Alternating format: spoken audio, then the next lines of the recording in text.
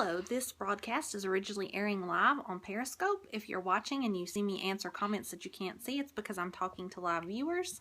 So just hang tight and try to go with the flow, and we'll enjoy ourselves. Hi guys, this is Stacy from HumorousHomemaking.com, where my husband and I blog about home management and all the different areas that includes. Ruth Ann is getting fussy. And so I hope you guys are having an awesome day. It is very lovely weather here. Hi Jenny and Karen and Jilly Bean joined. So we're just going to have a little chat here today about something I was talking about.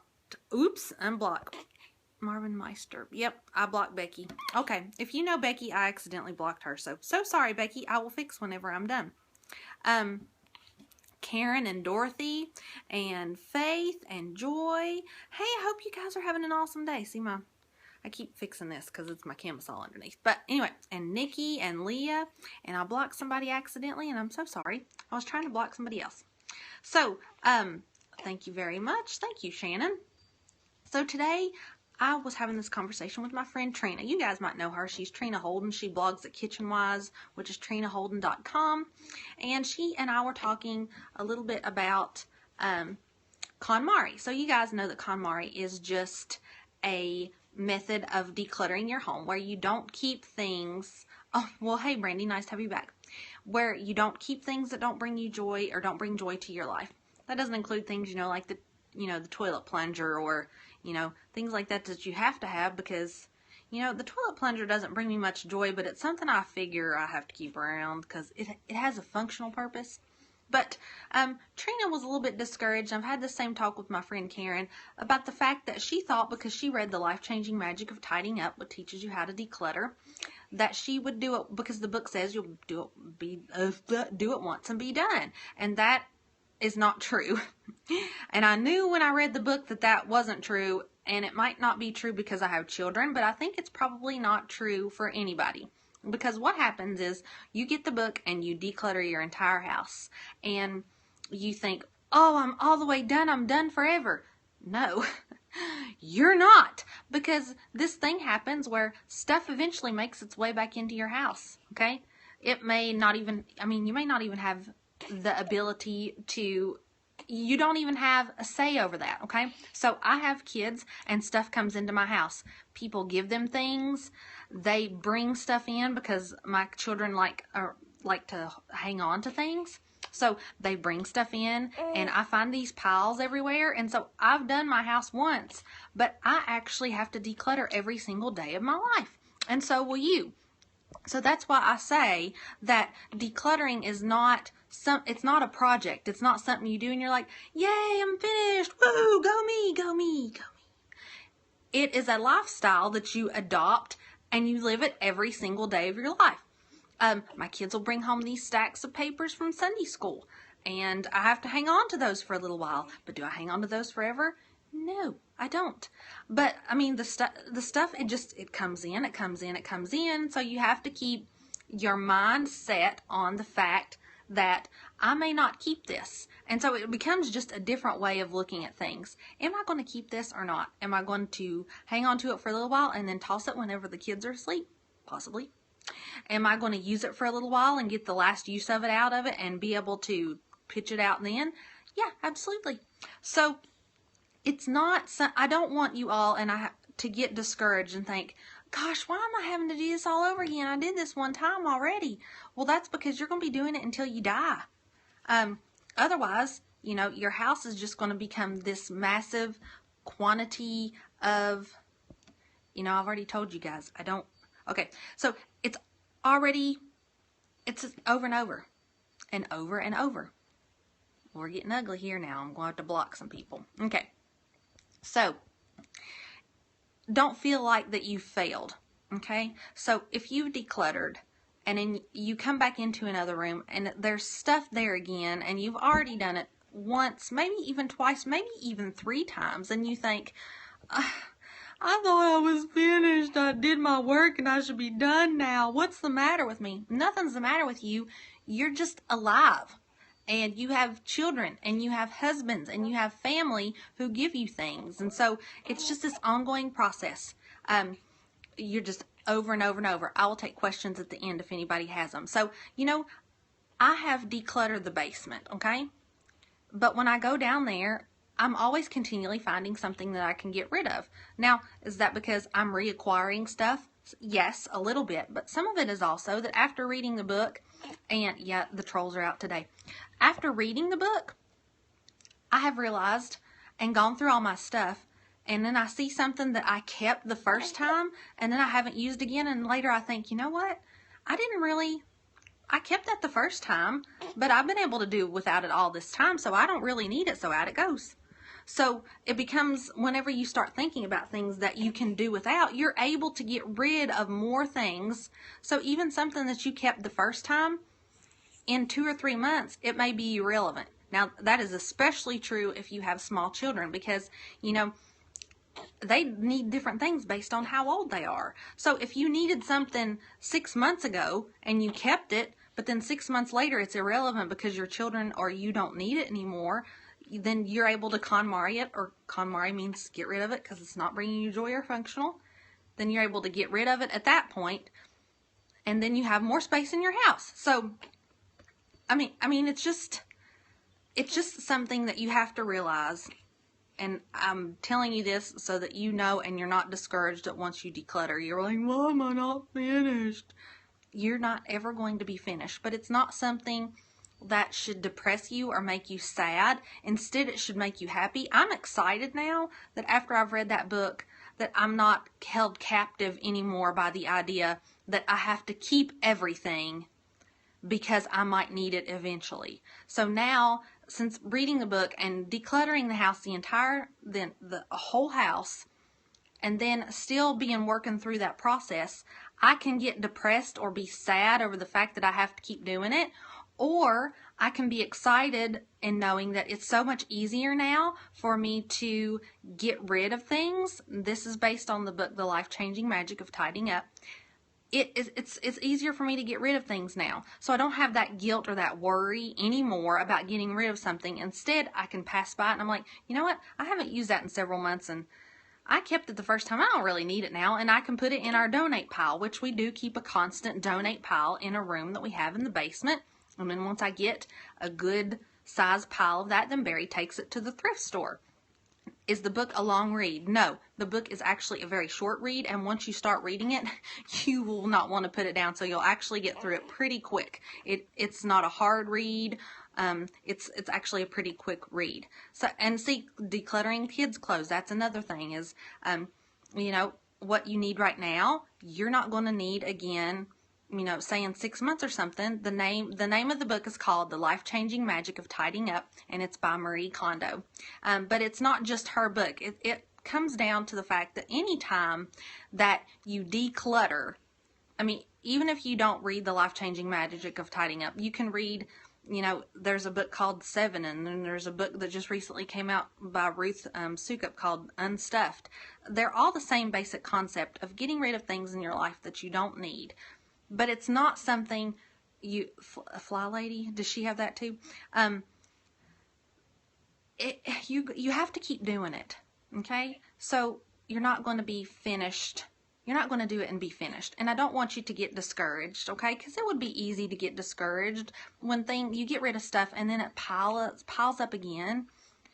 It can be discouraging, and you can say, gosh, I did this once. I can't do it again, and this is dumb. I'm not going to do it anymore. But if you don't, then your life will just get taken over. I find time to read whenever I'm nursing or at night before I go to bed. I was answering a question that someone had in the comments.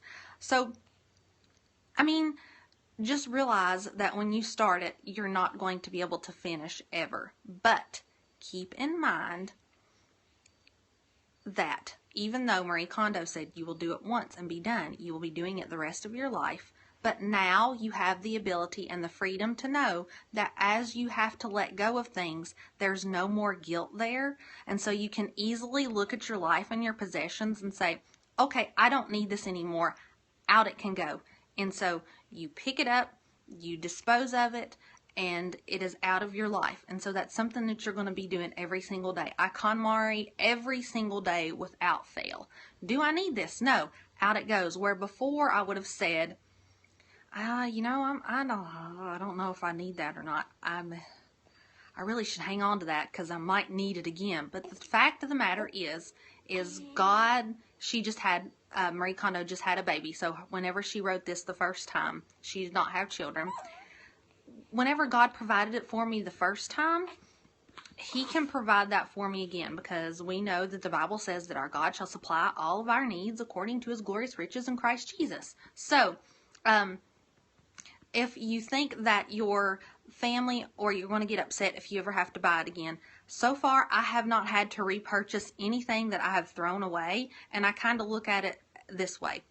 I was holding it, and that's kind of, it's taking up space in my life. So even if I get rid of all of this stuff and I have to buy one or two things based on the hundreds and hundreds and hundreds of things that I got rid of, then I'm okay with purchasing those one or two things that I actually have to buy again because I threw out and then I did actually need them again. That's okay, because I would rather live in the clutter-free environment. So someone asked, what did I do with the clothes that didn't fit me anymore after I took the Dressing Your Truth? I sent those back to ThredUp in one of their clean out bags, and we're still waiting to do a scope on how that turns out. So that's what I did with my clothing. But for the most part, the things that we get rid of, we either sell on Craigslist or Facebook, or a lot of things we just donate to our local thrift store, because it benefits a local ladies shelter. So how do you find time to declutter? I would just declutter a little bit here and there. So I would take a little bit of time every day and declutter. I decluttered a lot on the weekends, and then I had help from Barry, but I did not let it became a part of my life that I focused really intently on, because once you do your one big purge, then later your purges are smaller. And so that first one can be really hard, but then your later ones are going to be smaller. So it was just something that I focused on. I kind of let other things slide while I was doing the decluttering. I didn't focus on big meals or cooking extra things or doing freezer meals or any other outside activities. That was my focus until I was finished. And then I was finished, I was able to move on to something else. But you won't become discouraged, because whenever you see how much progress you're making and knowing that going forward, you can just keep on doing this same process in your mind. Yes, the freedom you gain is contagious. Jen is right. You have that freedom in your mind so that going forward, you're just able to continually discard things that you don't need or not relevant anymore. So that's how I was able to get it done with small children. It was my goal, and that was what I focused on. And some days it meant we had less school. And I worked really hard on the weekends. So it absolutely changes the way you shop. It changes the way you look at life, and it changes even what you give to others. It has changed our gift giving in a crazy way. So even though we're big gift givers and I love giving things, it's changed our gift giving as well. So someone asked if I had any tips on papers or documents. We have a file folder in the basement. It's one of those toteable ones with the handles, and we keep our needed papers in there. If we're not putting papers in there that we need to keep, it goes out. We really don't keep very much paper at all. Barry and I both have a tote in our closet. It's one of those small ones, just a little bit bigger than a shoebox, where we keep papers that are sentimental to us, that we would like to have, like if the kids colored me a little note. And I don't keep all of those because I get oodles and oodles and oodles, but I keep the ones that are special or important to me. And Barry has a box like that too, and we keep that in the closet for our papers that we want to keep. So we each have one small box, and that's what we do with those type of papers. But we don't keep a whole lot of paper laying around, because I kind of actually find it annoying. I don't like little papers all over my house. It makes me feel crazy. So anyway, that's all I have for you today. So just go forth. Did you keep your 830? No, I didn't keep that one. I took a picture instead. So, and a lot of people will say take pictures of your paper things that you would like to keep and store them digitally. That way they're not taking up, actual space in your home. That's a tip that I've heard people say. So that's something that you might consider. But we really we don't keep a whole lot of paper because it's not our thing. We just don't keep a whole lot of paper. So don't be discouraged, okay? Do it and get your decluttering done. And then once you're done, realize that your mindset has changed. And so going forward, every day when you're decluttering and letting go of more, you know that you now have that freedom in your mind to continually get rid of things as they pile up in your home. And you don't have to worry that you're going to miss it or that it won't be provided again. Because you know that it was provided one time. It could be provided for you again if needed. And you know, you have let go of that bondage of hanging on to stuff, and now you have the space in your home to enjoy with your kids. It's easier to clean. That has been the best thing for me, is so much easier to clean, and your house doesn't look cluttered. And the minute's notice, if somebody wants to drop by, you don't feel like you have to do a whole lot of cleaning because, you know, your house is pretty tidy based on what you've been able to let go of. So that's just what I wanted to say to you guys today, and encourage you and let you know that you can do this. And even if we'll be doing it all together until we die, and it's just a happy place to be. So how do you do that with homeschool? Don't you? No, in Virginia, I do not. We do not have to keep that. But if I did, I would keep a file in our file folder downstairs in the basement. So anyway, I hope you guys have an awesome day. Ruthan's getting a little fussy. And as always, know that if you need to contact me or have any questions, you can go to humouroushomemaking.com and use the contact tab, or you can tweet me. I'm at humorhomemaking on Twitter.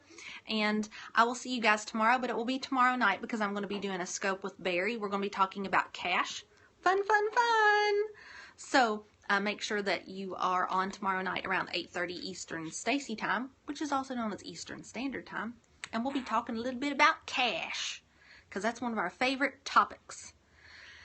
So, someone below just left a very good comment about what to do for papers if you have to keep them for homeschool. You guys have a great day. I'll see you on the flip side. I'm at Humorous Homemaking on Instagram. And remember that in the walk of life, especially when it comes to decluttering, it's only too late if you're dead.